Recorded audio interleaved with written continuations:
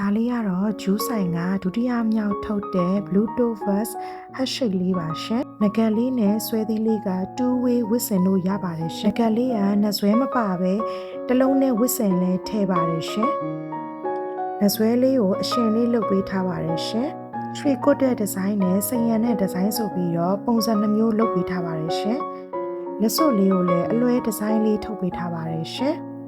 အထဲက frame လေးကိုလည်းအလင်းကလေးပုံစံဒီဇိုင်းဆန်းဆန်းလေးလုပ်ပေးထားပါတယ်ရှင်။ဒီဇိုင်းတစ်မျိုးကိုတစ်ဆက်စီပဲ install ထုတ်ထားတာဖြစ်တဲ့အတွက် limited edition ပါရှင်